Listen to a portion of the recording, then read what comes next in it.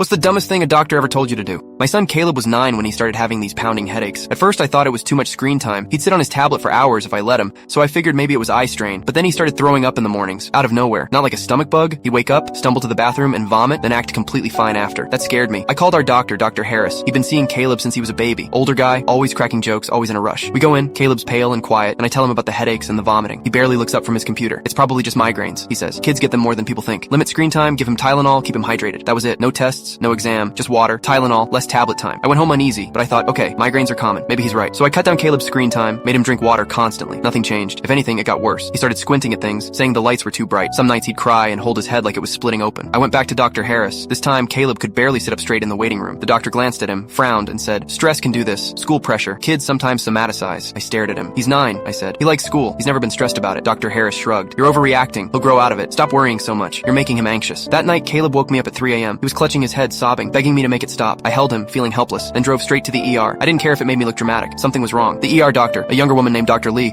took me seriously the second I said headaches with vomiting. She ordered scans immediately. Caleb lay there on the table, tiny body under that giant machine, and I just stood there shaking. An hour later, Dr. Lee came back, face tight. She said, your son has a mass in his brain. It looks like a tumor pressing on his optic nerve. That's why he's been in pain. I couldn't breathe. A tumor. Brain cancer. All those nights I'd been telling him to drink water and take Tylenol because some lazy doctor thought a 9-year-old was just stressed out. The next morning, they transferred him to the Children's Hospital downtown. Neurosurgery team came in, talking about biopsies, treatment plans, survival rates. I sat there nodding like a robot while Caleb asked if he could have pancakes. My world was falling apart and he just wanted breakfast. 2 days later, after the biopsy, I walked straight into Dr. Harris's office with the paperwork in my hand. His receptionist tried to block me, but I pushed past. I slammed the folder on his desk. My son has a brain tumor, I said. A tumor that's been crushing him for weeks while you told me to give him Tylenol. For the first time, he actually looked at me. His mouth opened and closed. He said, well, those are rare in kids. It's not something you'd expect. No apology, no shame, just excuses. I stood there shaking, staring at the man who almost killed my child because he couldn't be bothered to order one damn scan. My hands were gripping the edge of his desk so hard my nails dug into the wood.